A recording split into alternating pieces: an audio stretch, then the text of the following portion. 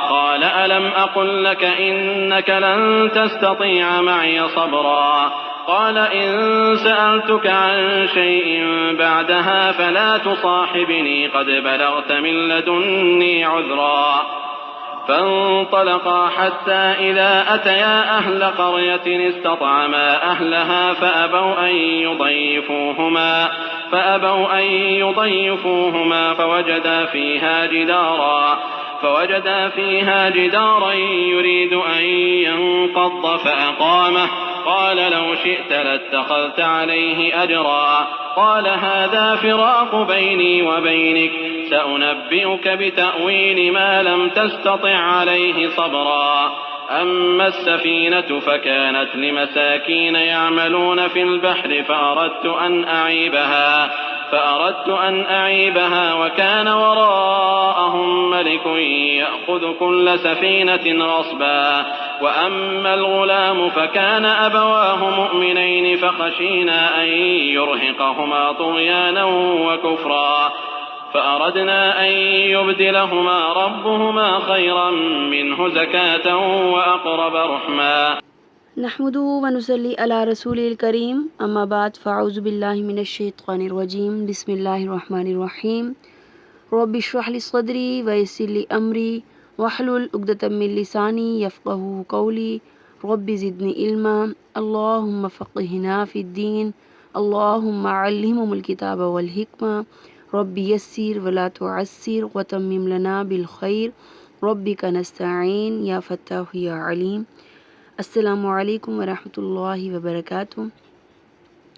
سورۃ الکہف چل رہی تھی، وہی سلسلہ ہمارا ابھی آئے گا۔ جو آدھا سفر حضرت خضر اور حضرت موسیٰ کا جو پیچھے گزرا اس کا ہی کچھ حصہ یہاں پر بھی ہے کہ قال الم اقل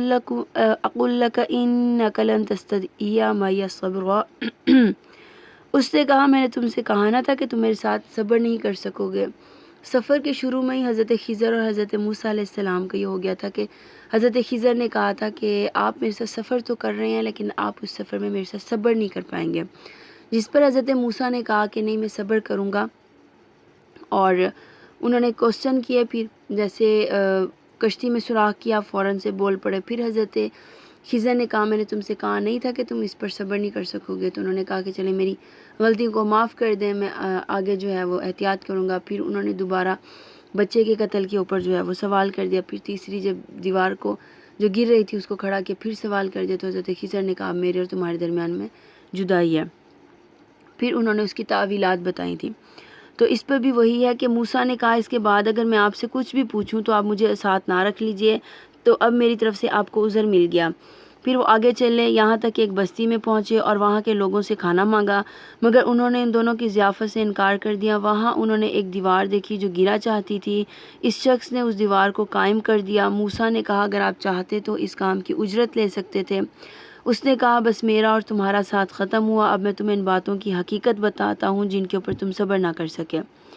تو ان باتوں کی حقیقت کیا تھی؟ بعض اوقات مصلحت کے تحت اللہ رب العالمین کچھ چیزوں کو چھپا دیتے ہیں اور ان کی حقیقت ظاہر نہیں کرتے، اور جب ان کی حقیقت سامنے آ جاتی ہے تو اس وقت انسان کو لگتا ہے کہ وہی مصلحت جو تھی نا، جس کی مصلحت کے تحت خاموشی وہ بہتر تھی۔ تو یہاں پر بھی کیونکہ حضرت خضر علیہ السلام نے جو کام کیا تھا وہ حضرت موسیٰ علیہ السلام کو لگا یہ اچھا نہیں ہے، ایک دم سے کشتی کا سوراخ کر دینا، لڑکے کی گردن مرو کے اس کو مار دینا، یعنی ایک نوجوان خوبصورت لڑکے کا قتل کر دینا، پھر جو دیوار گر رہی تھی اس کو ٹھیک کرنا اور اس کے اوپر مہمان نوازی ضیافت کا طلب نہ کرنا، تو ان کو لگا یہ صحیح نہیں ہے، وہ فوراً سے بول پڑے۔ اب جب ان کے سامنے حضرت خضر علیہ السلام نے ان تمام چیزوں کی حقیقت رکھی تھی، تب حضرت موسیٰ علیہ السلام کو لگا کہ واقعتاً انہوں نے ٹھیک کیا تھا۔ تو اس کا یہ کہ جب آنکھوں سے اس کے پردے ہٹ گئے، جو ہم دیکھ رہے تھے ظاہر، اور اس کے باطن میں کچھ اور تھا، ظاہراً ہمیں لگ رہا تھا یہ کام غلط ہے، اس کے باطن میں کوئی اور چیز، مقصد کوئی اور تھا۔ تو جب حضرت موسیٰ کے بھی ایسے پردے ہٹے تو اس کے بعد انہوں نے پہچانا کہ حضرت خضر علیہ السلام نے بالکل ٹھیک کیا تھا۔ اب ان کی حقیقت کیا تھی کہ جو شخص تھا، جن کی دو مساکین جن کی کشتی میں سوراخ کیا تھا، وہ اس لیے کیا تھا کہ جس جگہ وہ جا رہے تھے وہاں پہ ظالم جابر بادشاہ تھا، جو ہر صحیح سالم کشتی کو غصب کر لیتا، چھین لیتا تھا، تو حضرت خضر نے یہ تصور کیا کہ ان کی کشتی چھینی نہ جائے، تو اسی لیے انہوں نے ایک تدبیر کی کہ اس کے اندر سوراخ کر دیا، عیب دار کشتی ہو گئی تو بادشاہ اس کو چھین نہیں پائے گا۔ جو لڑکا تھا، انتہائی خوبصورت نوجوان لڑکا تھا جو میدان میں کھیل رہا تھا، جس کو قتل کر دیا تھا کیونکہ وہ بڑا ہو کے بدکار بنتا، والدین کی نافرمانی کرتا اور والدین کے لیے رسوائی کا سبب ہوتا، تو اس لیے انہوں نے اس کو قتل کیا کہ اس کی جگہ پہ اللہ رب العالمین اس کو بہترین سے نواز دیں گے۔ پھر اسی کے بعد جو تیسرا تھا، جو دیوار گر رہی تھی، اس کو ٹھیک کر دیا تھا۔ اس کی حکمت یہ تھی کہ اس دیوار کے نیچے ایک خزانہ مدفن تھا جو کہ 2 یتیموں کا تھا، اور وہ یتیم ابھی چھوٹی عمر کے تھے، یعنی اتنے بڑے بالغ نہیں ہوئے تھے کہ ان کے سامنے ان کے والدین کے اس خزانے کو پیش کیا جاتا،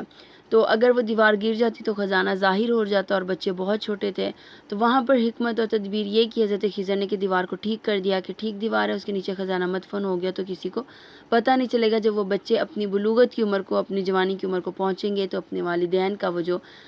خزانہ ہے یا وہ جو بھی مدفن تھا اس کو آ کر وصول کر لیں گے۔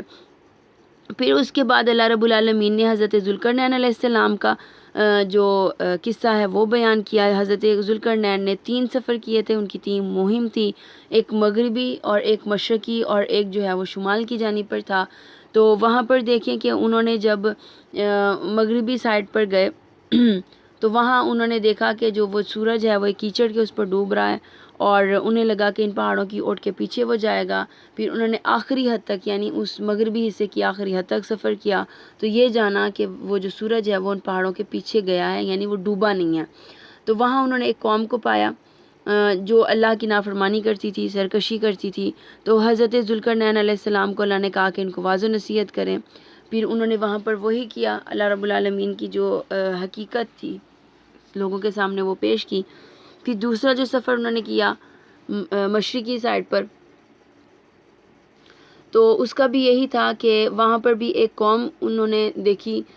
جو اللہ رب العالمین کی عبادت نہیں کرتی تھی، اس کے علاوہ ان کے اور الہ تھے، تو وہاں پر بھی اللہ رب العالمین نے ان کو حکم دیا، اس قوم کے لیے اللہ نے حکم دیا چاہیں تو ذوالقرنین آپ ان کے ساتھ بھلائی کا معاملہ کریں اور چاہے تو ان کو قتل کر دیں، یعنی ان کو واضح نصیحت کریں، اور اگر یہ نہ مانے تو ان سے جنگ کریں۔ تو حضرت ذوالقرنین علیہ السلام نے پھر ان کو جو ہے دعوت دی، اور دعوت دینے کے بعد جو مان گئے تھے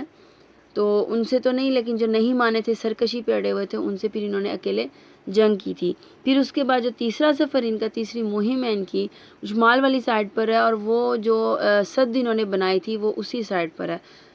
مفسرین کی رائے میں وہ شمالی سمت ہے، اب واللہ عالم کہ وہ کون سی جگہ ہے، کیسی تھی، لیکن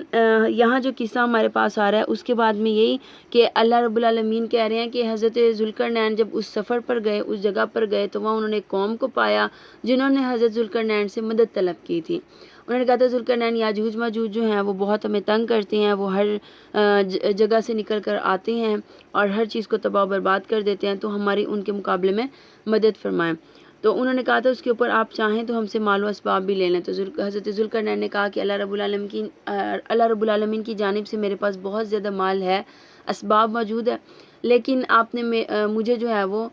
قوت دینی ہے، قوت کس حساب سے، جسمانی طاقت، یعنی چیزوں کو پکڑانا اور کرنے میں، تو میں آپ کے اور ان کے درمیان میں ایک اوٹ بنا دیتا ہوں۔ اب وہ جب حضرت ذوالقرنین نے اوٹ بنائی، مطلب جو دیوار تھی اس کے اوپر پھر کہتے ہیں کھڑے ہوئے تو پگھلا ہوا سیسا اس کے اوپر گرایا، تو وہ اس طرح سے ایک موٹی سی لیئر کی دیوار بن گئی۔ اب یاجوج ماجوج جو ہیں وہ دوسری سمت پر تھے، اور قوم جو ہے وہ اس صد کے دوسری سمت پر تھی۔ پہاڑوں کا اور اس پر دیکھیں صد کا قائم ہونا، اب کون سے پہاڑ، کس سمت کے پہاڑ، سد ذوالقرنین کون سی ہے، انہوں نے کس حساب سے بنائی تھی، اور گویا یاجوج ماجوج کا جو ہے وہ ان کی بڑھوتری بھی ہو رہی ہے، وہ بڑھ بھی رہی ہیں۔ حدیث میں آتا ہے، حدیث مبارکہ کے اندر میں، کہ جب قیامت آئے گی تو اللہ رب العالمین اس دیوار کو گرا دیں گے، اس صد کو گرا دیں گے، تو یاجوج ماجوج آئیں گے اور وہ ہر کونے سے نکلیں گے، اور نبی کریم صلی اللہ علیہ وسلم نے فرمایا ان کے نکلنے کی مقدار ایسے ہے جیسے ٹڈیاں نکلتی ہیں، یعنی ٹڈیاں جب بلوں سے نکلتی ہیں یا چونٹی اپنے بلوں سے نکلتی ہیں، وہ اس طرح سے نکلیں گے، اتنی زیادہ مقدار میں ہوں گے، قد ان کے پست ہوں گے، یعنی چھوٹے قد ہوں گے، اور وہ پوری دنیا کا پانی پی جائیں گے، یعنی پوری دنیا کے اندر میں جتنا بھی پانی ہے وہ ختم کر دیں گے، وہ ہر ایک زمین اور ہر ایک فصل کو پھلانگیں گے، یعنی ان کو سارا تباہ و برباد کر دیں گے۔ پھر اس کے بعد حضرت عیسیٰ علیہ السلام آئیں گے، جو ان سے پھر جنگ تو نہیں لیکن وبا ایک ہوائی پھیلائی جائے گی. تو حضرت عیسیٰ کے ٹائم میں جا کر یہ سارے کے سارے مر جائیں گے، جس کے اوپر آتا ہے کہ ان کی لاشیں اس طرح سے پڑی ہوں گی جیسے پہاڑ ہوتے ہیں. تو یاجوج ماجوج کا جو قصہ ہے وہ یہی تھا کہ حضرت ذوالقرنین نے ان کو محصور کر دیا، بند کر دیا. پھر آخری رکوع میں اللہ رب العالمین مسلمانوں کے لیے لے کر آ رہے ہیں کہ اللہ رب العالمین کہتے ہیں جتنے بھی تم نے اعمال کیے ہیں تو تم کیا سمجھتے ہو، جو کافر اعمال کرتے ہیں کہ ہم ان کے اعمال کو انہم یحسنون صنعا خوبصورت بنا دیں گے، اور وہ اپنی غلطیوں کے اوپر جو ہے وہ نظر ثانی نہیں کرتے کہ انہوں نے کیا غلطیاں کیا. نبی کریم صلی اللہ علیہ وسلم نے فرمایا کہ بلا شبہ قیامت کے دن ایک بہت بھاری بھرکم موٹا تازہ شخص آئے گا، لیکن وہ اللہ کے نزدیک مچھر کے پر کے برابر بھی کوئی وزن نہیں رکھے گا، اور فرمایا کہ پڑھو فلا نقیم لہم یوم القیامت وزنا.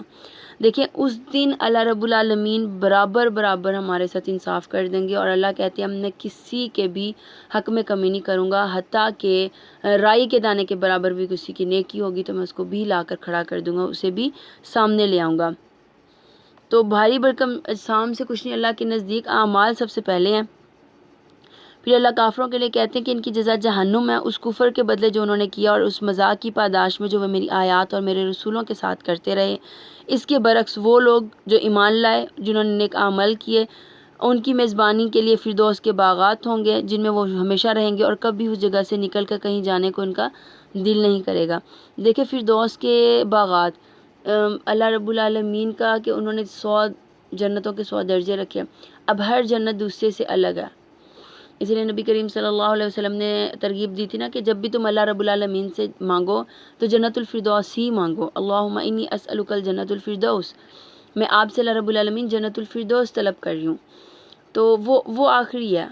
100ویں درجے کی وہ آخری جنت ہے. تو اللہ رب العالمین سے جب بھی طلب کریں تو اللہ کی شایان شان طلب کریں، اپنے شایان شان نہیں کرنا، اللہ رب العالمین کے شایان شان ہم نے طلب کرنا، کیونکہ ہم جس ہستی سے مانگ رہے ہیں اس کے پاس تو کسی چیز کی کمی نہیں ہے. اس کی قدرت کے خزانے اتنے وسیع ہیں کہ اگر وہ چاہے تو ہر ایک کو نوازے تب بھی اس کی قدرت کے خزانے خالی نہ ہوں. تو اسی لیے ترغیب یہی دی گئی ہے کہ اللہ کے شایان شان جا کر انسان طلب کرے، اپنے حساب سے نہیں طلب کرے، کیونکہ دینے والی ذات تو وہی ہے. وہ چاہے گا تو اتنا نواز دے گا کہ ہمیں تصور سے بھی اوپر. اور جنت الفردوس دیکھیں وہ بالکل ہی عرش کے نیچے ہو، اور اتنی بلند ترین جنت. تو یہاں پر بھی وہی ہے کہ ایسے لوگ جو ایمان بھی لے کر آئیں گے اور نیک اعمال بھی کریں گے، یعنی ان کے اعمال میں کوئی کھوٹ، کوئی ریاکاری، کچھ ایسا نہیں ہوگا. تو اللہ کہتے ہیں میں ان کی میزبانی کے لیے فردوس کے باغات بنا دوں گا.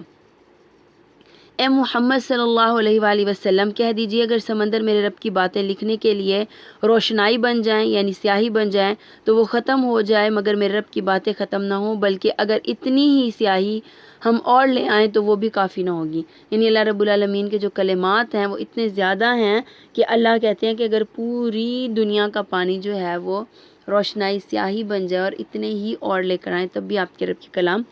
ختم نہیں ہوگے. اے محمد صلی اللہ علیہ وآلہ وسلم آپ کہہ دیجئے کہ میں تو ایک انسان ہوں، تم ہی جیسا ہوں، میری طرف وحی کی جاتی ہے کہ تمہارا الہ بس ایک ہی الہ ہے، بس جو کوئی اپنے رب کی ملاقات کا امیدوار ہو، یعنی جو سمجھتا ہے کہ وہ اللہ رب العالمین کے سامنے جا کے کھڑا ہوگا،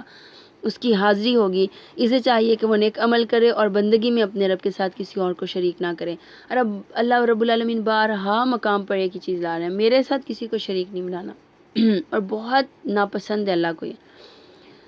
دیکھیں کہ انسان جب دنیا میں ہوتا ہے نا تو وہ خود بھی یہی چاہتا ہے کہ جی میرے ساتھ میں کسی کو، میرے برابر میں کسی کو کھڑا نہ کیا جائے. تو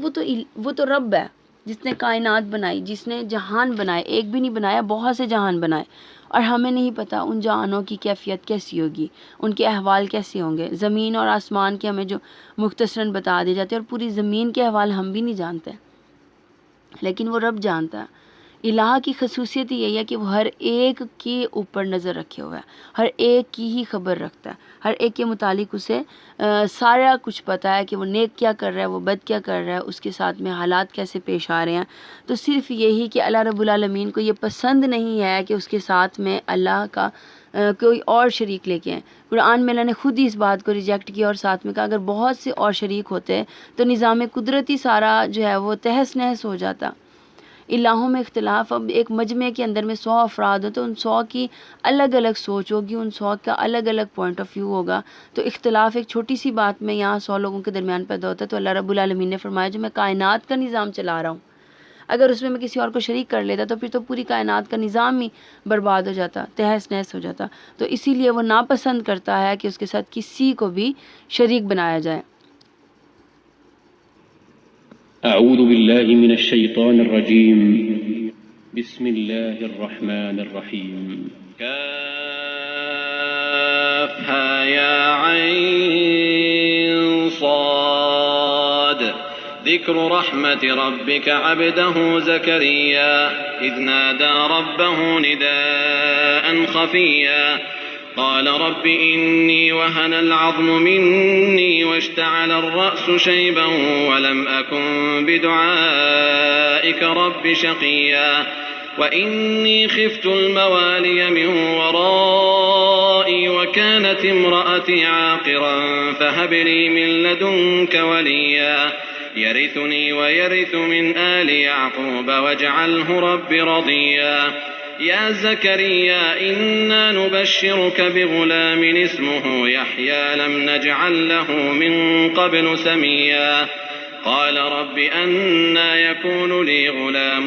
وكانت امرأتي عاقرا وقد بلغت من الكبر عتيا قال كذلك قال ربك هو علي هين وقد خلقتك من قبل ولم تك شيئا۔ بسم اللہ الرحمن الرحیم۔ اس صورت کا سورہ مریم کا جو بنیادی مقصد ہے وہ حضرت عیسیٰ علیہ السلام اور ان کی والدہ حضرت مریم علیہ السلام کے بارے میں صحیح عقائد کی وضاحت اور ان کے بارے میں عیسائیوں کی تردید ہے کہ مکہ مکرمہ میں جہاں یہ صورت نازل ہوئی 5 نبوی سے بیشتر جو ہے یہ ہجرت حبشہ والی سائڈ پر نازل ہوئی تھی جب پہلی ہجرت کی گئی تھی۔ عیسائیوں کی کوئی خاص آبادی نہیں تھی، لیکن مکہ مکرمہ کے بت پرست جو ہیں وہ کبھی کبھی نبی کریم صلی اللہ علیہ وسلم کے دعوائے نبوت کی تردید کے لیے عیسائیوں سے مدد لیا کرتے تھے۔ تو اس کے علاوہ بہت سے صحابہ کفار مکہ کے مظالم سے تنگ آ کر حبشہ کی طرف ہجرت کر گئے، تو جہاں عیسائی مذہب ہی کی حکمرانی تھی، یعنی جو نجاشی تھا وہ عیسائی مذہب کا پیروکار تھا، تو اس لیے یہ بھی ضروری تھا کہ حضرت عیسیٰ، حضرت مریم اور حضرت زکریا اور حضرت یحییٰ علیہ السلام کی جو حقیقت ہے اللہ رب العالمین وہ صحیح ان سے واقف ہو جاتے اور ان کو اسباق کے ساتھ میں بیان کرتے ہیں۔ تو یہ واضح کرنا بھی تھا کہ حضرت عیسیٰ علیہ السلام اللہ کے بیٹے نہیں ہیں، اس صورت کے اندر اسپیشل اس چیز کے اوپر دیا گیا کہ وہ اللہ کے بیٹے نہیں ہیں، اور اس کے ساتھ جو یہ عقیدہ عیسائیوں کا بنا ہوا تھا تو اس کی بھی نفی کرنا تھا، اور اس کے ساتھ یہ کہ انبیاء کرام کے مقدس سلسلے کی ایک کڑی ہیں، یعنی یہ جب جیسے انبیاء کرام کا سلسلہ چل رہا تھا تو اسی میں حضرت عیسیٰ علیہ السلام بھی انہی کی ایک کڑی ہیں، اسی لیے دوسرے انبیاء کرام علیہم السلام کا جو مختصر تذکرہ ہے وہ بھی اسی صورت کے اندر میں آیا تاکہ ایک صحیح سے سلسلہ چل سکے انبیاء کی پہچان، اور انبیاء کے ساتھ میں پھر حضرت عیسیٰ علیہ السلام کا جو واقعہ وہ آ سکے۔ لیکن حضرت عیسیٰ علیہ السلام کی جو معجزانہ ولادت، پھر اس وقت میں حضرت مریم علیہ السلام کی کیفیت سب سے زیادہ تفصیل اس کا بیان ہوا، اور اسی لیے اس صورت کا جو نام ہے وہ انہی کی والدہ یعنی حضرت مریم علیہ السلام کے نام پر سورہ مریم رکھی گئی۔ یہ آپ کے پروردگار کی اس رحمت کا ذکر ہے جس نے اپنے بندے زکریا پر کی تھی جب زکریا نے اپنے پروردگار کو چپکے پکارا۔ اب اس میں کہتے ہیں حضرت زکریا ان کے خالو تھے حضرت مریم کے، اور وہ کفالت کرتے تھے، تو اکثر جب وہ آتے تو دیکھتے ہیں حضرت مریم علیہ السلام کے پاس بے موسمی پھل ہوتے تھے، تو ایک مرتبہ انہوں نے پوچھا مریم یہ تمہارے پاس کہاں سے آتے ہیں؟ تو انہوں نے کہا یہ مجھے میرا رب عطا کرتا ہے۔ تو وہاں حضرت زکریا نے سوچا محراب مریم میں کہ اگر اللہ یہاں پر ایک بند کمرے کے اندر میں مریم کو نواز سکتا ہے تو وہ مجھے اتنی عمر میں اولاد کیوں نہیں دے سکتا؟ تو وہیں پر محراب مریم کے اندر انہوں نے دعا کی اللہ رب العالمین سے اولاد کی، بیٹے کی۔ اللہ نے ان کی دعا کو سنا، پھر ساتھ ہی بتا دیا کہ ہم نے بیٹا دیا تمہیں جس کا نام یحییٰ ہوگا۔ اب اس میں دیکھیں کہ وہ آل یعقوب کا وارث اور اللہ رب العالمین کا پسندیدہ انسان اس کو بنایا گیا۔ پھر اسی کے ساتھ میں دیکھیں کہ اللہ رب العالمین کہتے ہیں کہ وہ اپنے والدین کے لیے یعنی جو ان کے والدین، حضرت ذکریہ کا جب ذکر آتا ہے تو والدین کا آتا ہے، اور جب حضرت عیسیٰ کا ذکر آتا ہے تو والدہ کا ذکر آتا ہے۔ تو یہاں اللہ نے کہا کہ میں نے اس کو یعنی یحییٰ کو والدین کا فرمانبردار، اب جو بڑے ہوئے تو یہی کہ ان کی فرمانبرداری رہی قوم کے اندر میں، وہ بھی مبلغ کی حیثیت سے رہے تھے،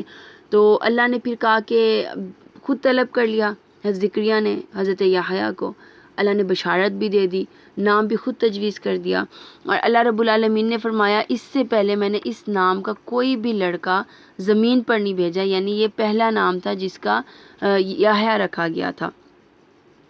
پھر اس کے بعد حضرت ذکریہ علیہ السلام نے کہا کہ اے میرے پروردگار، میرے ہاں لڑکا کیسے ہو سکتا ہے جبکہ میری بیوی بانجھ ہے اور میں بڑھاپے کی حد کمال کو پہنچ چکا ہوں۔ تو اللہ رب العالمین نے فرمایا ایسا ضرور ہوگا کیونکہ تیرا پروردگار یہ کہہ رہا ہے کہ میرے لیے بہت آسان سی بات ہے، اس سے پہلے میں تجھے بھی پیدا کر چکا ہوں جبکہ تو کوئی چیز بھی نہیں تھا۔ پھر ذکریہ علیہ السلام نے عرض کیا پروردگار میرے لیے کوئی نشانی مقرر کر دیں۔ اللہ تعالیٰ نے فرمایا تیرے لیے نشانی یہ ہے کہ تو مسلسل 3 رات لوگوں سے گفتگو نہ کر سکے گا، ان سے کلام نہ کر سکے گا۔ جب وہ وقت آ گیا یعنی جب حضرت یحییٰ کی پیدائش کا وقت قریب آ گیا تو حضرت ذکریہ اپنے حجرے سے نکل کر اپنی قوم کی جانب آئے اور انہیں اشارے سے کہا کہ اپنے رب کی صبح اور شام تسبیح بیان کرو، اور اللہ رب العالمین نے پھر یحییٰ عطا کی جو کہ کتاب ان کو دی تورات، اور اس کو مضبوطی سے عمل پیرا ہونے کا حکم دیا، بچپن ہی میں قوت فیصلہ عطا کر دی، اور ہماری مہربانی کہ ہم نے اس کو نرم دل اور پاک سیرت بنایا، اور فی الواقع وہ پرہیزگار لوگوں میں سے ہے۔ والدین سے ہمیشہ اچھا سلوک کرتے تھے اور کسی بھی وقت جابر اور نافرمان نہ ہوئے۔ اس دن کے اوپر سلامتی جس دن بھی وہ پیدا ہوئے، جس دن وہ مریں گے، اور جس دن بھی دوبارہ وہ زندہ اٹھائے جائیں گے۔ پھر اسی کتاب میں اے نبی مریم کا احوال بھی ذکر کیجئے جو اپنے گھر والوں سے الگ ہو کر مشرقی جانب گوشہ نشین ہو گئی تھی اور پردہ ڈال کر ان سے چھپ گئی تھی۔ اس وقت ہم نے اس کی طرف اپنی روح یعنی فرشتے کو بھیجا، ایک تندرست انسانی شکل میں مریم کے سامنے آیا تو وہ بولی تمہیں کچھ اللہ کا خوف ہے؟ میں تو تم سے اللہ کی پناہ طلب کرتی ہوں۔ وہ فرشتہ بولا میں تو تمہارے پروردگار کا بھیجا ہوا ہوں اور اس لیے آیا ہوں کہ تمہیں ایک پاک سیرت لڑکا عطا کروں۔ وہ بولی میرے ہاں لڑکا کیسے ہو سکتا ہے جبکہ مجھے کسی انسان نے چھوا تک بھی نہیں اور نہ ہی میں کوئی بدکار عورت ہوں۔ وہ بولے یعنی فرشتے نے کہا کہ ہاں ایسا ہی ہوگا کیونکہ تمہارے رب پروردگار نے فرمایا کہ یہ میرے لیے بہت ہی آسان کام ہے، اور اس لیے بھی ایسا ہوگا کہ ہم اس لڑکے کو لوگوں کے لیے ایک نشانی بنائیں اور وہ ہماری طرف سے رحمت ہوگا اور یہ کام ہو کر ہی رہے گا۔ چنانچہ مریم علیہ السلام کا اس بچے کا حمل ٹھہر گیا اور وہ اس حالت میں ایک دور کے مکان میں علیحدہ جا بیٹھی۔ پھر جب وہ وقت قریب آیا انہیں ایک کھجور کے تنے تک لے آئی تو کہنے لگی کہ کاش میں اس سے پہلے یا تو مر چکی ہوتی یا پھر بھولی بسری ہوتی، میرا باقی نام و نشان نہ رہتا۔ اس وقت درخت کے نیچے سے فرشتے نے انہیں پکار کر کہا کہ غمزدہ نہ ہو، آپ کے پروردگار نے آپ کے لیے ایک چشمہ بہا دیا اور اس کھجور کے تنے کو زور سے ہلائیں تو وہ آپ کے اوپر پکی تازہ ہوئے کھجوریں گرائے گا۔ اب کھجور کے درخت کا یہ ہے کہ اسے جتنا مرضی ہلاتے رہیں وہ پکی ہوئی کھجوریں گرائے گا نہیں جب تک کہ آپ کو اوپر چڑھ کے اس کو اتارنا نہ پڑے۔ اب یہاں اللہ نے دیکھے کتنی سہولت دی کہ نہر بھی جاری کر دی، پھر اس کے ساتھ میں اللہ نے فرمایا کہ یہ تمہارے لیے کھجور، کیونکہ اس حالت میں کھجور بہت فائدہ دیتی ہے اور آپ کو مشقت بھی نہیں کرنی پڑے گی، آپ صرف تنا ہی لائیں گے اور پکی ہوئی کھجوریں آپ کے پاس سامنے آ جائیں گی۔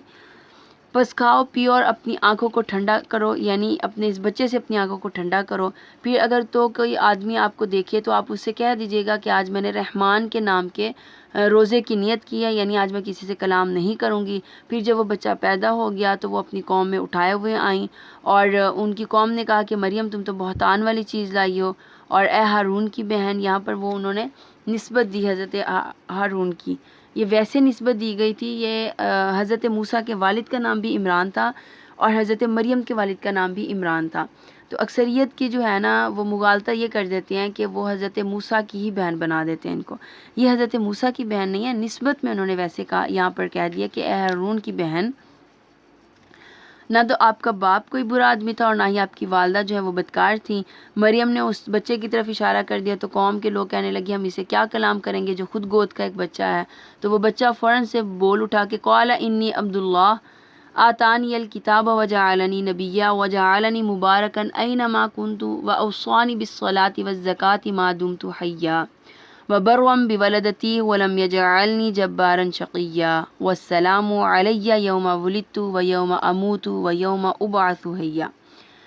وہ بچہ بول اٹھا میں اللہ کا بندہ ہوں، اللہ نے مجھے کتاب دی، نبی بنایا، اور جہاں کہیں بھی میں رہوں اس نے مجھے بابرکت بنایا۔ جب تک میں زندہ رہوں مجھے نماز اور زکوٰۃ ادا کرنے کا حکم ملا، اور یہ بھی کہ میں اپنی والدہ سے بہتر سلوک کرتا رہوں۔ اللہ نے مجھے جابر اور بدبخت نہیں بنایا، مجھ پر سلامتی ہو جس دن میں پیدا ہوا، اس دن بھی جب میں مروں گا، اور اس دن بھی جب میں دوبارہ زندہ کیا جاؤں گا۔ یہ عیسیٰ ابن مریم کا قصہ ہے، اور یہی سچی بات ہے جس میں وہ جھگڑا کر رہے ہیں۔ اللہ کو یہ شایان نہیں کہ کسی کو اپنا بیٹا بنائے، وہ ایسی تمام چیزوں سے پاک ہے۔ جب وہ کسی کام کا فیصلہ کرتا ہے تو اسے کہتا ہے کن، تو وہ فیکون ہو جاتی ہے۔ اور آپ انہیں بتائیں کہ اللہ ہی میرا اور تمہارا پروردگار ہے، لہٰذا صرف اسی کی عبادت کرو، یہی سیدھی راہ ہے۔ پھر مختلف گروہوں نے آپس میں اختلاف کیا، بس ایسے کافروں کے لیے ہلاکت ہے جو بڑے دن کی حاضری کا انکار کر رہے ہیں۔ جس دن وہ ہمارے پاس آئیں گے اس روز وہ خوب سن رہے اور دیکھ رہے ہوں گے، لیکن یہ ظالم آج کھلی گمراہی میں پڑے ہیں۔ نیز انہیں پچھتاوے کے دن سے ڈرائیے جبکہ ہر کام کا فیصلہ کیا جائے گا۔ آج یہ لوگ غفلت میں پڑے ہیں اور ایمان نہیں لا رہے۔ اب دیکھیں اللہ رب العالمین کا کہ اللہ کہتے ہیں آج یہ غفلتوں میں ہیں، جب میری قیامت، جب میرا وقت آ جائے گا اس دن یہ اپنی غفلتوں سے جاگ پڑیں گے۔ حضرت سیدنا ابو سعید خدری کہتے ہیں کہ آپ صلی اللہ علیہ وآلہ وسلم نے فرمایا قیامت کے دن موت کو ایک مینڈھے کی شکل میں لے کر آئیں گے، پھر ایک پکارنے والا پکارے گا اہل جنت، وہ ادھر دیکھیں گے تو فرشتہ کہے گا تم اس مینڈھے کو پہچانتے ہو؟ وہ کہیں گے ہاں یہ موت ہے، ہاں اور ہم سب اس کا مزہ چکھ چکے ہیں۔ پھر وہ پکارے گا دوزخ والو، وہ لوگ بھی گردن اٹھا کر ادھر دیکھنے لگیں گے تو فرشتہ کہے گا تم اس مینڈھے کو پہچانتے ہو؟ تو وہ کہیں گے کہ ہاں یہ موت ہے، ہم سب اس کو دیکھ چکے۔ اس وقت وہ مینڈھا ذبح کر دیا جائے گا۔ اس کے بعد وہ فرشتہ کہے گا جنت والو تمہیں ہمیشہ بہشت میں رہنا، اور دوزخ والو تمہیں بھی ہمیشہ دوزخ میں ہی رہنا ہے، اب کسی کو موت نہیں آئے گی۔ پھر آپ صلی اللہ علیہ وآلہ وسلم نے یہ آیت پڑھی وَأَنذُرْهُمْ يَوْمَ الْحَسْرَةِ، اس دن وہ حسرت کریں گے۔ حسرت کس چیز کی کریں گے؟ اسی چیز کی۔ اِذَا قُضِيَ الْأَمْرُ، جب ان کے کام کا فیصلہ کر دیا جائے گا۔ وَهُمْ فِي غَفْلَةٍ وَهُمْ لَا يُؤْمِنُونَ، جبکہ وہ غفلتوں میں ہوں گے اور اس چیز کو نہیں مانیں گے۔ تو اس سے پہلے کہ اللہ رب العالمین مہلت ختم کر دیں اور وہ وقت لے کر آئیں، اللہ رب العالمین سے یہی دعا ہے کہ ہمیں دین کے اوپر استقامت کے ساتھ چلنے والا بنائیں، اور اسی کے ساتھ میں اپنے دین کے اوپر میں مستقل ہمیشہ قلیل ہوں، جتنے بھی اعمال ہوں قلیل ہیں کوئی بات نہیں، لیکن مستقل ہوں، جتنے بھی ہم اعمال کریں مستقل ہوں، اور ہمیں کافروں کی صف سے محفوظ رکھیں۔ پھر اس کے ساتھ میں یہاں انبیاء کا کچھ ذکر ہے کہ ہم نے مختلف انبیاء کو بھیجا، اسی کے اندر میں کہ رحمان کے لیے تمام کے تمام فرمانبردار ہیں۔ پھر اس کے بعد دیکھیں کہ اللہ رب العالمین کیا فرماتے ہیں کہ شیطان کو اپنا دوست نہ بناؤ کیونکہ وہ تمہیں بری باتوں کی طرف راغب کرتا ہے۔ پھر جو ابراہیم علیہ السلام تھے وہ اللہ رب العالمین کے لیے یکسو تھے، اور اس کے ساتھ اللہ نے فرمایا کہ سلام ہو ان کے اوپر، اور سأستغفر لک ربی، تو انہوں نے کیا کہا تھا کہ میں اپنے رب سے بخشش طلب کرتا رہوں گا آپ کے لیے، اور وہ اللہ سے بہت خوف زدہ ہوتے تھے۔ حضرت ابراہیم بردبار تھے، اور اس کے بعد میں دیکھیں کہ اللہ کے دوست بھی تھے لیکن اللہ سے ڈرتے بہت تھے۔ تو اللہ نے جب اس مقام سے ابراہیم علیہ السلام کو نکالا، اس قوم سے نکالا، ہجرت کی انہوں نے، اور ان کے ساتھ صرف 2 ہی لوگ آئے تھے، حضرت لوط اور ان کی بیوی حضرت سارہ۔ تو اس کے بعد حضرت ابراہیم علیہ السلام کی ہجرت کے بعد اللہ نے ان کو اولاد عطا کی، اور اولادوں میں دیکھیں کہ سیدنا اسماعیل، پھر سیدنا اسحاق، پھر سیدنا یعقوب، سیدنا یوسف اور سیدنا بنیامین، اور اسی لیے پھر ان کا جو لقب ہے حضرت ابراہیم علیہ السلام کا وہ ابو الانبیاء کہلائے، یعنی انبیاء کے باپ۔ اور سیدنا اسماعیل سے حضور پاک صلی اللہ علیہ وسلم ان کا شجرہ نسب جو ہے وہ ہمیں ملتا ہے۔ تو اللہ نے کتنا نوازا تھا جب اس جگہ سے ان کو نکالا، اولادیں بھی دیں، ازواج بھی دیں، اس کے ساتھ میں اللہ نے اپنا دوست بھی بنایا، اللہ نے اپنی عبادت کے طریقے بھی سکھائے، اللہ نے اپنا گھر بھی تعمیر کروایا، اور اس گھر کی تعمیر کے بعد میں ان کی دعا کو تا قیامت کے لیے قبول کیا، جس میں انہوں نے کہا تھا نا اے رب یہ گھر میں نے بنا دیا، یہ جنگل بیابان میں ہے، کون آئے گا یہاں پر؟ اللہ نے کہا ابراہیم بلائیں، لوگ آئیں گے۔ اب ابراہیم نے بلایا تو ساتھ ہی دعا کر دی اللہ میری اولادوں میں سے کوئی امام بھی بنائیے گا، یعنی بہترین امام، اور اس کے ساتھ میں اس سرزمین کو، یعنی جو مکہ کی بنجر بیابان زمین ہے، اسے ہمیشہ آباد رکھیے گا۔ لوگ ہر وقت وہاں موجود ہیں، اس کی آبادی میں کمی نہیں ہوتی۔ پھر اسی کے ساتھ انہوں نے کہا اسے ثمرات عطا کیجیے گا، اسے ہر طرح کے پھلوں سے نوازیے گا۔ اور مکہ وہ واحد سرزمین ہے جہاں پر موسم اور بے موسم کے دونوں پھل ملتے ہیں، ویسے ہی فریش، ویسے ہی ذائقے دار، ان کا ٹیسٹ جو ہے وہ بھی خراب نہیں ہوتا۔ مختلف دنیا کے اندر میں، مختلف جگہوں کے اندر میں سے ان کے جو فروٹ ہیں، پھل ہیں، وہ لائے جاتے ہیں اور جگہ پہ ان کے رکھا جاتا ہے، اسٹاک کیا جاتا ہے۔ تو اللہ نے حضرت ابراہیم کی دعا کو ایسے قبول کیا کہ تا قیامت، جب تک قیامت قائم ہوگی تب تک یہ ایسے ہی آباد بھی رہے گا اور اسے ایسے ہی پھلوں میں سے نوازا جائے گا۔ پھر اس کے بعد حضرت موسیٰ اور حضرت ہارون کا، کہ ہم نے موسیٰ کو ہارون دیے جو نبی تھے۔ پھر اس کے بعد اسماعیل کا ذکر کیجئے کہ وہ وعدے کے سچے تھے اور رسول نبی تھے اور اپنے گھر والوں کو زکوٰۃ کا حکم اور نماز کا حکم دیتے تھے۔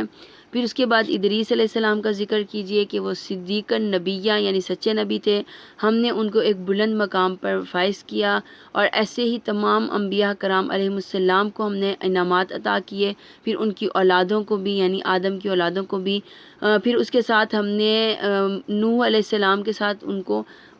کشتی کے اندر میں سوار کیا۔ پھر ہم نے ابراہیم علیہ السلام کی اولاد یعنی اسرائیل یعقوب علیہ السلام کی اولاد میں سے ان کو ہم نے جو ہے ہدایت دی اور ہم نے ان کو چن لیا۔ پھر ہماری جب آیات ان کے اوپر پڑھی جاتی ہیں تو وہ اللہ کے خوف کے ساتھ میں سجدہ کرتے ہیں۔ پھر اسی کے بعد ہم نے ان کے فخلف من بعدہم خلف اضاعوا الصلاۃ واتبعوا الشہوات فسوف یلقون غیا، پھر ان کے بعد ان کے کچھ نالائق اولادیں ان کی جانشین بنی جنہوں نے نماز کو ضائع کر دیا اور اپنی خواہشات کے پیچھے لگ گئے، وہ ان قریب گمراہی کے انجام سے دوچار ہوں گے۔ البتہ ان میں سے جس نے توبہ کر لی، ایمان لے آیا اور نیک اعمال کیے تو ایسے لوگ جنت میں داخل ہوں گے اور ان کی ذرا بھر بھی حق تلفی نہیں کی جائے گی، وہ جنات میں ہمیشہ رہیں گے یعنی باغات کے اندر۔ اللہ نے اپنے بندوں سے وعدہ کر رکھا ہے کہ انہیں کسی نے بھی نہیں دیکھا۔ رحمان نے اپنے بندوں سے کس چیز کا وعدہ کیا؟ جنتوں کا، ٹھیک ہے۔ پھر اس کے بعد میں دیکھیں کہ حدیث مبارکہ کے الفاظ جب منادی کی جائے گی تو اہل جنت متوجہ ہوں گے تو پوچھا جائے گا کہ آپ کو کچھ اور بھی چاہیے، تو وہ حیران ہو کے کہیں گے اور کیا ہے ہمارے لیے؟ جنتوں کے اتنی عظیم ترین جنتوں کے اندر میں بیٹھے ہوئے ہیں، مسندیں لگی ہوئی ہیں، عیش ہے، تو وہ کہیں گے اس سے زیادہ اور ہمیں کیا چاہیے؟ تو اس کے بعد میں اللہ رب العالمین جو اوٹ ہے، جو حجاب ہے، اس کو ہٹا دیں گے، تو جنتی جو ہیں وہ اہل جنت اللہ رب العالمین کا دیدار کریں گے، تو وہ کہیں گے یہ تو کچھ بھی نہیں تھا جو ہمیں عطا کیا گیا تھا، یعنی دیدار رحمان کا جو ہے وہ دیدار وہ کرنے کے بعد وہ لوگ اس جنت کو بھی بھول جائیں گے۔ تو اللہ نے یہاں پہ وہی کہا کہ جب وہ رحمان ان کو اپنا دکھائے گا تو وہ جس چیز کا رحمان نے وعدہ کر رکھا ہے اور اس چیز کو کسی نے دیکھا نہیں ہے، تو اللہ نے کہا کہ بے شک جو میں نے تم سے وعدہ کیا ہے وہ ضرور میں پورا کروں گا۔ پھر میں جنت میں امن اور سلامتی کی باتوں کے علاوہ کوئی بےہودہ بات کی وہاں پر نہ اجازت ہے اور نہ ہی ہم سنیں گے، انہیں صبح شام ان کا رزق ملتا رہے گا۔ یہ وہ جنت ہے جس کے وارث ہم نے اپنے بندوں میں سے اس کو بنائیں گے جو پرہیزگار ہوگا۔ اے نبی، ہم فرشتے آپ کی پروردگار کے حکم کے بغیر نازل نہیں کرتے، یعنی جو فرشتہ آتا ہے وہ اللہ رب العالمین کے حکم سے آتا ہے۔ یہ جبرائیل امین کی بات ہو رہی تھی۔ اب اس پر دیکھیں نا کہ یہود و نصارہ کا کیا عقیدہ تھا کہ جی وہی آنی تھی بنی اسرائیل میں اور نعوذ باللہ جبرائیل علیہ السلام جو ہے وہ راستہ بھٹک گئے اور وہ بنی اسماعیل میں چلے گئے۔ تو پیچھے اللہ رب العالمین نے فرمایا جو کوئی دشمن ہوگا جبرائیل کا، میکائیل کا، تو ایسے ہی لوگ اللہ کے دشمن ہیں، تو پھر لعنت ہے ان کے اوپر، اللہ کی بھی، اللہ کے مقربین کی بھی، انبیاء کی بھی، فرشتوں کی بھی، اور جتنے بھی لوگ ہیں لعنت کرنے والے ان تمام کے تمام کی لعنت انہی کے اوپر جائے گی۔ اب دیکھیں کہ جبرائیل امین اپنی مرضی سے سفر تو نہیں کر رہے تھے، آسمان سے اللہ حکم دیتے تھے، زمین پر آ کر بندوں کے اوپر وہ اس حکم کو القا کرتے، مطلب ڈالتے تھے، ان کو وحی کرتے تھے۔ پھر اسی کے ساتھ اللہ رب العالمین نے فرمایا جو بھی نیک اعمال کر کے آئے گا اسے پل صراط میں سے گزارا جائے گا، خواہ وہ مسلم ہو، کافر ہو، نیک ہو، بد ہو، ایک دفعہ وہ ضرور جہنم کے کنارے کے اوپر لا کھڑا کیا جائے گا، اور یہ اللہ کی طرف سے ایسی طے شدہ بات ہے جس کا کوئی بھی خلاف نہیں ہو سکتا۔ اور احادیث کے اندر میں دیکھیں کہ سیدنا عبداللہ بن مسعود فرماتے ہیں کہ نبی کریم صلی اللہ علیہ وسلم نے فرمایا سب لوگ دوزخ پر پہنچیں گے، پھر اپنے اپنے اعمال کے لحاظ سے واپس ہوں گے۔ پہلا گروہ تو بجلی کی چمک کی طرح نکل جائے گا، دوسرا ہوا کی طرح، تیسرا گھوڑ سوار کی طرح، اور چوتھا اونٹ کی طرح، پانچواں دوڑنے والے کی طرح، اور چھٹا جیسے آدمی پیدل چلتا ہے۔ یہ ترمذی کی ابواب التفسیر کے اندر میں آئی ہے۔ پھر حضرت سیدنا ابو سعید خدری کی روایت ہے کہ نبی کریم صلی اللہ علیہ وسلم سے جب پوچھا گیا کہ پل صراط کیا چیز ہے تو آپ نے فرمایا وہ ایک پل ہے جسے جہنم کی پشت کے اوپر رکھا گیا، یہ پل پہلوان کے گرنے کا مقام ہے، اس پر سنسیاں آنکڑے ہیں، چوڑے چوڑے کانٹے، ان کا سر خمدار سادان کے کانٹوں کی طرح ہیں جو کہ نجد کے ملک میں ہوتے ہیں۔ مسلمان اس پر سے پلک جھپکنے کی طرح، بجلی کی طرح، آندھی کی طرح، تیز گھوڑوں کی طرح اور سانڈنیوں کی طرح گزر جائیں گے۔ بعض صحیح سلامت وہاں سے بچ کر نکل جائیں گے اور کچھ زخمی ہو کر اور چھل چھلا کر، اور بعض دوزخ میں جا گریں گے۔ آخری شخص جسے پل صراط سے پار کیا جائے گا اسے کھینچ کھینچ کر پار کریں گے۔ پھر جو لوگ خود نجات پا جائیں گے وہ ان دوزخ میں گرے ہوئے مسلمانوں کے لیے اللہ سے مطالبہ اور تقاضا کرنے لگیں گے، حتیٰ کہ جس کے دل میں رائی بھر بھی ایمان ہوگا اللہ اسے دوزخ سے نکال لے گا، بشرط یہ کہ اس نے اللہ سے شرک نہ کیا ہو۔ بات پھر وہی آ گئی، شریک، وحدہ لا شریک، وہ اکیلا ہے، اس کے ساتھ کوئی شریک نہیں ہے۔ اللہ صرف شرک، یہ واحد ہے جسے بالکل نہیں پسند کرتا ہے۔ آپ نافرمانی کر لیں، گر گرا کے توبہ کر لیں، اللہ معاف کر دیں گے۔ اللہ شرک کا گناہ معاف نہیں کرتا۔ اور وہ کیوں ہے؟ اتنے خوبصورت رحمان، اتنی خوبصورت جنات، اتنی خوبصورت انعامات کے بعد بھی تم اپنے رب کے ساتھ میں شریک بنا دیتے ہو۔ پھر اسی کے ساتھ میں دیکھیں سفارش، جس کے حق میں اللہ چاہیں گے ہم سفارش دیں گے اور پھر اس کی سفارش کو قبول کیا جائے گا۔ لاسٹ میں اللہ رب العالمین فرما رہے ہیں کہ آپ نے ان کے معبودوں کو، یعنی جو ہیں اللہ کی اولاد ایک قرار دینا، پھر ان کو گالی دینے کے مترادف، یعنی اللہ کی اولاد کو بنا دینا، تو وہ کیسے کہ جیسے آپ نے اپنے معبود کو گالی دی ہو۔ پھر اللہ نے فرمایا کہ اس دن جس دن اللہ حساب لے گا اس کی تمام گنتی اس نے کر رکھی ہے، سب قیامت کے دن اس کے حضور تنہا حاضر ہوں گے، یعنی کوئی کسی کا سفارشی اور مددگار نہیں ہوگا۔ جو لوگ ایمان لائیں اور اچھے کام کر رہے ہیں ان قریب اللہ تعالیٰ ان کے لیے لوگوں کے دلوں میں محبت پیدا کر دیں گے۔ بس اے نبی کریم صلی اللہ علیہ وآلہ وسلم، ہم نے اس قرآن کو آپ کی زبان میں آسان بنا دیا تاکہ آپ اس سے پرہیزگاروں کو بشارت دیں اور کج بحثی کرنے والوں کو ڈرائیں۔ ہم ان سے پہلے کئی قومیں ہلاک کر چکے ہیں کہ آپ ان میں سے کسی کا بھی نشان پاتے ہیں یا ان میں سے کسی کی بھنک بھی پاتے ہیں یا آپ کو سنائی دیتی ہیں۔ اب اس پر دیکھیے کوئی سرسراہٹ، کوئی آہٹ، کچھ آپ پاتے ہیں ان اقوام کا جن کو ہم نے تباہ کر دیا۔ کتنی قومیں تباہ ہوئی ہیں، کتنی قوم عاد، سمود، مدین، ایکا، شعیب علیہ السلام کی قوم سبا ہو گئی، پھر اس کے بعد میں بنی اسرائیل کے اندر میں کتنے عذاب آئے۔ اللہ کہتے ہیں آپ نے کسی ایک قوم کو ایسے چلتے ہوئے ان کی سرسراہٹوں کو سنا، ان کی سسکیوں کی آواز آپ کو آئی ہے؟ اللہ جب اپنی پکڑ کرتا ہے تو وہ ایسے اچانک ہی کرتا ہے۔ بسم الله الرحمن الرحيم طه ما أنزلنا عليك القرآن لتشقى إلا تذكرة لمن يخشى تنزيلا ممن خلق الأرض والسماوات العلى الرحمن على العرش استوى له ما في السماوات وما في الأرض وما بينهما وما تحت الثرى وإن تجهر بالقول فإنه يعلم السر وأخفى الله لا إله إلا هو له الأسماء الحسنى وهل أتاك حديث موسى إذ رأى نارا فقال لأهلهم كثوا إني آنست نارا لعلي آتيكم منها بقبس أو أجد على النار هدى فلما أتاها نودي يا موسى إني أنا ربك فاخلع نعليك إنك بالوادي المقدس طوى وأنا اخترتك فاستمع لما يوحى إنني أنا الله لا إله إلا أنا فاعبدني وأقم الصلاة لذكري إن الساعة آتية أكاد أخفيها لتجزى كل نفس بما تسعى۔ بسم اللہ الرحمن الرحیم۔ سورۃ طٰہٰ، یہ سورت مکہ مکرمہ کے بالکل ابتدائی دور کے اوپر نازل ہوئی اور مستند احادیث سے ثابت ہے، روایات سے ثابت ہے کہ حضرت عمر جو ہیں وہ اسی سورت کو سن کر اسلام لائے تھے۔ ان کی بہن جو حضرت فاطمہ ہے، ان کے بہنوئی حضرت سعید بن زید ان سے پہلے خفیہ طور پر اسلام لا چکے تھے، اور اس کے بعد جب جس کا انہیں پتہ ہے، یعنی حضرت عمر کو ان کے اسلام لانے کا پتہ نہیں تھا، تو ایک روز وہ گھر سے نبی کریم صلی اللہ علیہ وسلم کو قتل کرنے کے ارادے سے نکلے، تو راستے میں نعیم بن عبداللہ نامی ایک صاحب ملے۔ انہوں نے حضرت عمر سے کہا کہ آپ پہلے اپنے گھر کی خبر لیں جہاں آپ کے بہنوئی اور بہن جو ہیں وہ مسلمان ہو چکے ہیں۔ تو حضرت عمر غصے کے عالم میں جو ہے واپس پلٹے اور اپنی بہن اور بہنوئی کے یعنی پاس آئے۔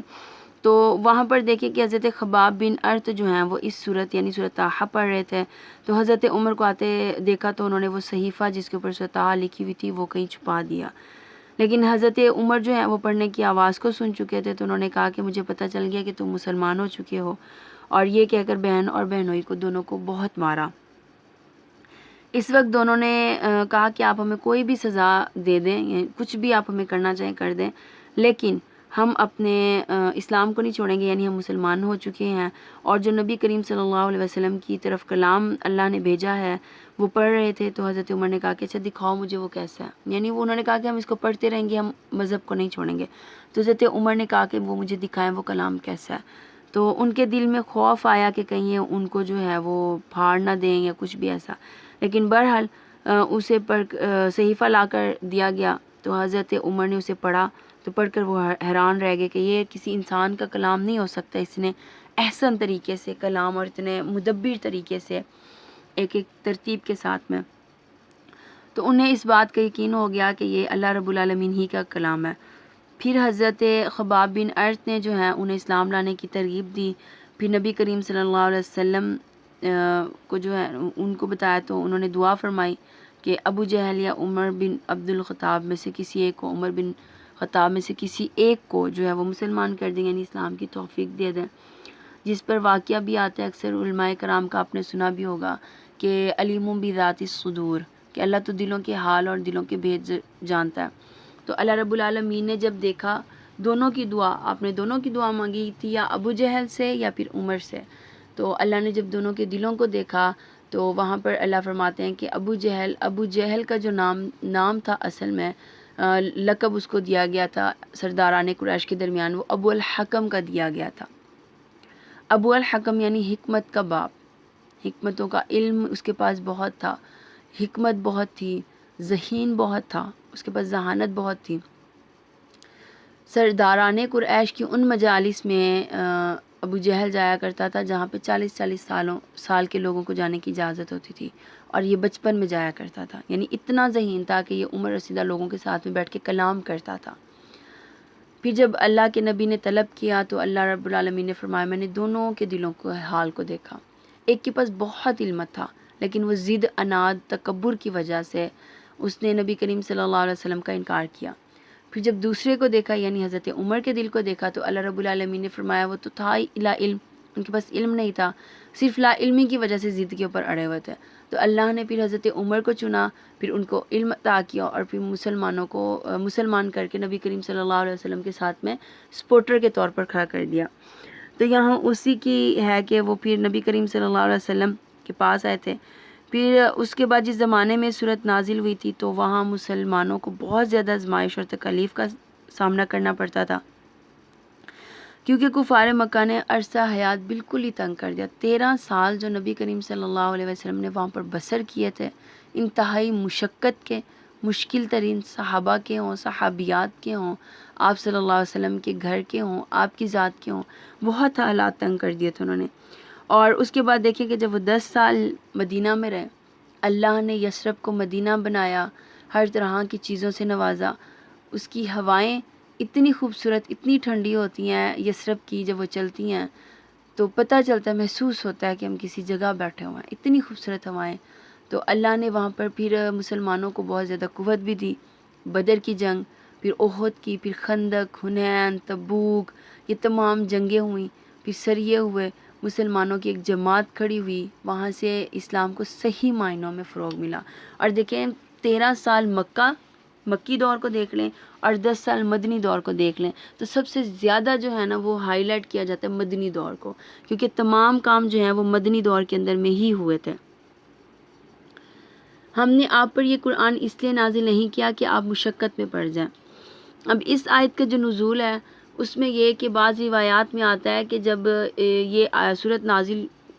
کی گئی تھی نا، مطلب اس صورت کے نزول کی وجہ یہ ہے کہ اس صورت کے نازل ہونے سے پہلے قرآن کا بیشتر حصہ جو ہے نا وہ نازل کر دیا گیا تھا۔ تو نبی کریم صلی اللہ علیہ وسلم جو ہے رات کو کھڑے ہو کر بہت زیادہ قرآن پڑھا کرتے تھے، یعنی قیام اللیل کرتے تھے. تو آپ صلی اللہ علیہ وسلم کی اس محنت اور ریاضت کو دیکھ کر جو کافر ہیں وہ کہتے تھے کہ قرآن کیا اترا بیچارے محمد کے اوپر مصیبت ہی پڑ گئی ہے،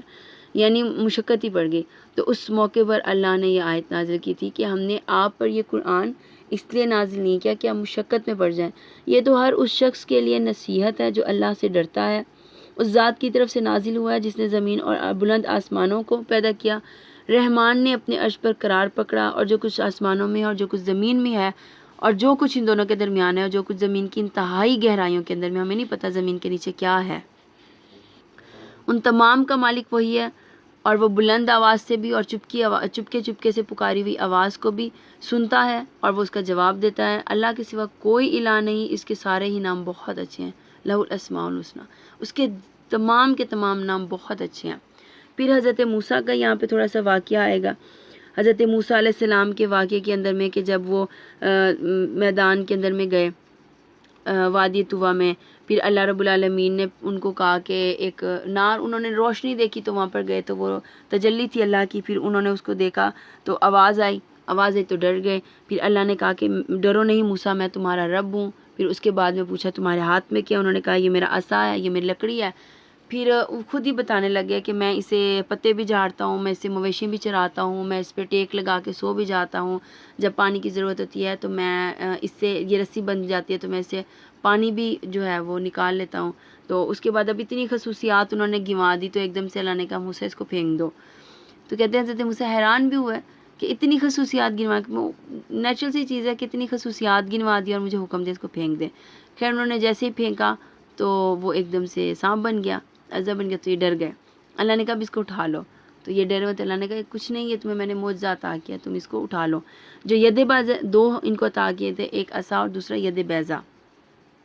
روشن چمکتا ہوا ہاتھ. اس کی جو تفسیر آتی ہے مفسرین کی وہ یہ کہ جب فرعون کو پتہ چلا کہ جی بنی اسرائیل میں سے لڑکا پیدا ہوگا اور وہ میری سلطنت کے یعنی میرے تخت کو جو ہے وہ نیست و نابود کر دے گا، میرا نام و نشان مٹا دیا جائے گا، مجھے قتل کر دے گا، تو فرعون نے پھر یہ کیا کہ بنی اسرائیل کے لڑکوں کو قتل کرنا شروع کر دیا. تو جس سال حضرت موسیٰ پیدا ہوئے تھے وہ سال لڑکوں کے قتل کرنے کا سال تھا. تو حضرت موسیٰ کی والدہ نے ایک ٹوکری کے اندر میں ان کو رکھا اور دریا کے سپرد کر دیا. پھر حضرت آسیہ نے ان کو اٹھایا، فرعون کے دربار میں پلتا رہا. تو کہتے ہیں کہ فرعون کو کہیں نہ کہیں اندر دل میں تو کہیں تھا نا ایک کہ یہ بھی تو لڑکا ہی ہے اب پیدا ہوا ہے تو کہیں یہی نہ ہو. تو اس نے چیک کرنے کے لیے جو ہے وہ انگارے رکھے، اور انبیاء کو جو ہے وہ آگ نہیں چھوتی، ان کو اثر نہیں کرتی آگ. جیسے ابراہیم علیہ السلام کا بھی تھا نا، یا نارو کونی بردم و سلامہ، کہ آگ بالکل ٹھنڈی ہو گئی اور پھولوں والی بن گئی، باغات ہو گئے اس کے. تو اس کے بعد میں اب انبیاء کو اس نے کہا اگر یہی نبی ہوا اور یہ مجھے قتل کرنے والا تو اس کو آگ نہیں چھوئے گی. تو کہتے جیسے جیسے موسیٰ نے وہاں پر ہاتھ رکھا تو ان کا ہاتھ جل گیا. تو وہی جلا ہوا ہاتھ جو ہے ید بیضا بنا، یعنی وہ روشن چمکتا ہوا ہاتھ. پھر اللہ رب العالمین اس کے ساتھ میں اپنی قرابت کا کہہ رہے ہیں کہ میں جس کے ساتھ قریب ہوتا ہوں میں اس کی چپکے سے بھی باتیں سنتا ہوں. تمام چیزوں کے بعد اللہ نے فرمایا کہ تم جاؤ. فرعون کے بعد یعنی حضرت موسیٰ کو تمام چیزیں سمجھانے کے بعد کہا کہ فرعون کی طرف جاؤ. اس نے سرکشی کی ہے. حضرت موسیٰ نے کہا کہ میری زبان صحیح نہیں ہے، میں تبلیغ نہیں کر سکتا، میرے بھائی کو جو ہے ہارون کو میرا مددگار بنا دیا جائے. اللہ نے کہا میں نے اسے تمہارا مددگار بنایا، بنی اسرائیل کو آزاد کرواؤ فرعون سے اور انہیں ایک مقام پر یہ جو ان کا اصل ہے وہاں پر لے کر آؤ. تو ان تمام واقعات کے اندر میں کیا تھا کہ حضرت موسیٰ علیہ السلام کی قوم جن کو وہاں سے نکالا گیا اور اس کے بعد میں انہیں بادلوں کا سایہ بھی، من و سلوہ بھی، اللہ کی نوازشیں، عنایات بھی، پھر بھی اس قوم نے جو ہے وہ اللہ کا شریک بنا ڈالا. جو بچڑا بنایا تھا سامری نے، وہ دیکھیں کہ اب اللہ کے ساتھ میں شریک، اللہ شرک نہیں معاف کرتا نا، تو شریک بنا دیا. تو اللہ نے فرمایا کہ جو صرف دیکھ رہے تھے وہ بھی اور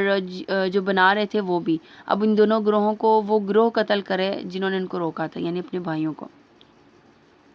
تو اللہ سزائیں بھی دیتا ہے، پھر اللہ رہنمائیاں بھی کرتا ہے. اللہ ڈائریکٹ، اللہ کہتے ہیں میرے یہ سنت الہی نہیں ہے کہ میں بستیوں کے اندر میں کوئی رسول نہ بھیجوں اور میں ڈائریکٹ ان کے اوپر عذاب نازل کر دوں. میں ان کو سمجھانے کے لیے کچھ نہ کچھ جو ہے وہ اپنا بتاتا ہوں، نبی بھیجتا ہوں، انبیاء کرام کے جو سلسلے ہیں، پھر ایک نبی کی اطاعت کے لیے دوسرا اتارتا ہوں، پھر دونوں کی اطاعت کے لیے تیسرا اتارتا ہوں. تو اللہ فرماتے ہیں یہ صرف اس لیے کہ ہدایت کی سائڈ پر آ جاؤ.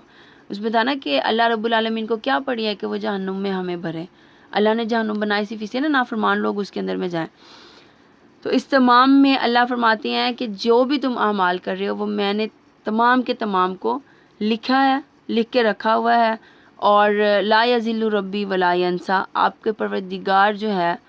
کچھ بھی بھولتے نہیں ہیں، وہ چوکتے نہیں ہیں. اور زمین کو فرش بنایا تاکہ تم چلو، تم راستے بناؤ، آسمان سے پانی برسایا، بارش سے مختلف قسم کی پیداوار نکالی. پھر اس میں سے اللہ کہتے ہیں تم کھاؤ پیو، جانوروں کو بھی چراؤ، لیکن میرے ساتھ پھر شریک نہیں کرنا. پھر اللہ نے فرمایا میں تمہیں موت دوں گا اور اس کے بعد میں تمہیں واپس لے جاؤں گا، یعنی دوبارہ سے ہم تمہیں نکال لیں گے. پھر فرعون کو جو دوبارہ سے کہ فرعون کو نشانیاں دکھاؤ، تو کہتے ہیں جب نشانیاں دکھائیں گئی تو اس نے جادوگر جمع کیے اور وہ تمام جو ہیں ان کے جادو باطل تھے، تو انہیں سمجھ آ گئی. پھر اللہ رب العالمین یہاں پر فرما رہے ہیں کہ اللہ کے لیے فرعون ظاہر سی بات ہے اس نے کیا کیا کہ اس نے کہا لوگوں کو میں قتل بھی کر، جو ایمان لے کے میں قتل بھی کر دوں گا، میں تمہارے ہاتھ پاؤں کاٹ دوں گا. یہ تو اللہ فرماتے ہیں جو بھی سزائیں ہوں اس کے باوجود رحمان کو نہیں چھوڑنا. اور جو اس کے خفیہ مشورے چل رہے تھے فرعون کے، اللہ نے وہ حضرت موسیٰ پہ ظاہر کر دیے، سامنے لے آئے. تو اللہ کہتے ہیں میں تمہاری خفیہ تدابیر کی چالوں کو ایسے ہی ناکام بنا دیتا ہوں. اور جو ترجیح ہے وہ تم اگر دنیا کو دو گے تو آخرت میں کوئی حصہ نہیں پاؤ گے، اور اگر تم اپنی ترجیحات جو ہیں وہ آخرت کو رکھو گے تو تمہارے لیے درجات الاولیٰ، بلند درجات ہیں، جنات ہیں جن کے نیچے نہریں بہتی ہیں. اور اس میں تمہاری جزا کیا ہوگی جو تم نے دنیا میں پاکیزگی اختیار کر دی تھی. پھر اسی کے ساتھ میں دوبارہ تھوڑا سا حضرت موسیٰ کا آتا ہے وَلَقَدْ أَوْحَيْنَا إِلَىٰ مُوسَىٰ أَنْ أَسْرِ بِعِبَادِي فَاضْرِبْ لَهُمْ طَرِيقًا فِي الْبَحْرِ يَبَسًا لَا تَخَافُ دَرَكًا وَلَا تَخْشَىٰ، کہ سمندر کو پھاڑ کر راستہ بنایا انہی کی طرف ہے. مقصد یہ تھا یا بنی اسرائیل قد انجیناکم، اے بنی اسرائیل تحقیق انجیناکم میں تمہیں نجات دوں. ٹھیک ہے، کس چیز سے نجات؟ فرعون کی غلامی سے، فرعون کے ظلم و ستم سے، اولادوں کے قتل ہونے سے، بھوک افلاس اور فقر سے. ان تمام چیزوں سے اللہ نے کہا کہ میں تمہیں آزادی دوں. اور آزادی دے کے اللہ نے کیا کہا تھا میں تمہیں اپنا مطیع اور فرمانبردار بنانا چاہتا ہوں. لیکن جیسے ہی وہ صحرائے سینا میں آئے، میدان تی کے اندر میں، تو سامری نے بچڑا بنا دیا اور وہ بیٹھ گیا اور اللہ کے ساتھ میں شریک بنا ڈالا. تو اس کے ساتھ اللہ رب العالمین پھر قیامت کا تھوڑا سا واقعہ لے کے آ رہے ہیں کہ اس دن جو حاملہ ہے وہ اپنے حمل کو گرا دے گی، جو دودھ پلانے والی ہیں وہ اپنے دودھ کو گرا دیں گی، مطلب اپنے بچے جو دودھ پلانے والے ہیں ان کو پھینک دیں گی. اور اس کے بعد میں یعنی اتنی ہولناکی ہوں گی قیامت کی کہ انسان حواس کھو دے گا، اسے سمجھ نہیں آگی، غشی ہوگی، ایک سمجھ نہیں آ رہی ہوگی میں کیا کر رہا ہوں. تو وہ محبوب ترین اولادیں والدہ کے لیے سب سے زیادہ محبوب ہوتی ہیں، بالخصوص جب بچہ بالکل چھوٹا سا ہو، گود کا بچہ ہو. تو اللہ نے فرمایا وہ ان کو بھی گرا دیں گی. اور یہ ایک میرا دن ہے جو آ کر ہی رہے گا. اس دن پھر میں پہاڑوں، یہ جو آپ سے پہاڑوں کے متعلق پوچھتے ہیں کہ قیامت کے دن ان کا کیا ہوگا، تو اس دن میں ان پہاڑوں کو جو ہے وہ دھول بنا کر اڑا دوں گا، میدان چٹیل کر دوں گا، صاف کر دوں گا، کوئی نشیب و فراز نہیں اس کے اندر میں دیکھیں گے. پھر جو پکارنے والا ہے لوگ اس کے پیچھے چل پڑیں گے، اور رحمان کی آوازیں اس دن بلند ہوگی، رحمان کی جو آواز ہے وہ بلند ہوگی، سب کی آوازیں اس دن پست ہو جائیں گی. یہ قیامت کا کچھ منظر ہے جو منظر کشی نا اللہ فرما رہے ہیں. اور اس کے ساتھ میں اللہ نے فرمایا اس دن کسی کی کوئی سفارش، کوئی بھی چیز فائدہ نہیں دے گی سوائے رحمان کی اجازت کے. رحمان کسی کی بات سننا پسند کرے گا تو رحمان بولنے کا حق دے گا، ورنہ اللہ رب العالمین ہمیں بولنے کا بھی نہیں حق دیں گے. پھر اسی کے بعد کہ جو اللہ رب العالمین کے لیے دنیا میں جھکتے ہیں آخرت میں بھی سجدہ ریز ہو جائیں گے، جو دنیا میں نہیں جھکتے وہ آخرت میں بھی نہیں جھکیں گے، جو اللہ کی زمین کے اندر حق تلفیاں کرتے ہیں آخرت میں اللہ ان کا حساب پورا لے لیں گے. پھر اسی کے ساتھ میں اللہ رب العالمین کہتے ہیں کہ یہ قرآن جس کی وحی کی گئی ہم نے، اسے پڑھنے سے پہلے جلدی نہ کیجیے، یعنی اس کو ایک دم سے شروع نہیں کرنا، دعا کیجئے. دعا کیا ہے؟ یہ جو بسم اللہ الرحمن الرحیم پڑھتے ہیں، اعوذ باللہ من الشیطان الرجیم پڑھتے ہیں، یہ دعا ہے. اور اسی کے ساتھ میں دیکھیں قرآن کریم کی تلاوت کے بعد جو بھی دعا کی جاتی ہے وہ کہتے ہیں کہ قبول ہوتی ہے. پھر اس کے بعد میں اے میرے پروردگار مجھے مزید علم عطا فرما، قل ربی زدنی علما. اور اس سے بیشتر ہم نے آدم سے ایک عہد لیا تھا مگر وہ بھول گیا اور ہم نے اس کا ایسا عزم نہ پایا. اور جب ہم نے فرشتوں سے کہا تھا کہ آدم کو سجدہ کرو، یہ دوبارہ سے حضرت آدم اور ابلیس اور فرشتوں کا وہ جو ہے سلسلہ کہ ہم نے فرشتوں سے کہا سجدہ کرو، سب نے سجدہ کیا، ابلیس نے تکبر کیا، پھر ہم نے اسے دھتکار دیا، آسمانوں سے اتار دیا. یہ اسی کی بات میں آ رہی ہیں. پھر اللہ رب العالمین کہہ رہے ہیں کہ آپ نے رات کے ٹائم میں، صبح کے ٹائم میں جو ہے وہ نماز ادا کرنی ہے، پانچوں نماز کے اوقات، پھر اللہ کی تسبیح کرنی ہے. یعنی آپ نے رات کو بھی، دن میں بھی، اپنے اطراف میں بھی کچھ حصے جو ہیں ان میں. اور یہ کیوں کرنی ہے؟ تاکہ آپ اللہ کو راضی کر سکیں. پھر اس کے بعد اللہ رب العالمین یہاں فرما رہے ہیں قل کل متربص فتربصوا فستعلمون من اصحاب الصراط السوی ومن اهتدی. کہہ دیجئے کہ میں بھی انتظار کر رہا ہوں، ہر کام جو ہے انجام کار کا منتظر ہے، لہٰذا تم بھی انتظار کرو، میں بھی انتظار کرتا ہوں. پھر تمہیں بھی معلوم ہو جائے گا اور ہمیں بھی کہ کون راہ راست پر اور کون ہدایت یافتہ ہے. لاسٹ میں یہی ہے، مبلغ ہیں، تبلیغ دے رہے ہیں، تبلیغ دینے کے بعد اگر کوئی نہیں مان رہا، میں بھی متربص فتربصوا، میں بھی انتظار کر رہا ہوں، تم بھی انتظار کرو. اللہ رب العالمین اس وقت کو لے آئیں گے جب وہ کوئی بہتر فیصلہ کریں گے. اور اگر اللہ کسی کے اندر میں دیکھیں گے کہ یہ راہ راست کے اوپر چلنے والا ہے تو اسے ہدایت کے حساب سے عطا کیا جائے گا، اور جس کے اندر میں دیکھیں گے کہ یہ بدی کی طرف میں تو اسے اس بدی کے حساب سے عطا کیا جائے گا. ربنا تقبل منا انک انت السمیع العلیم وتب علینا انک انت التواب الرحیم وآخر دعوانا ان الحمد للہ رب العالمین.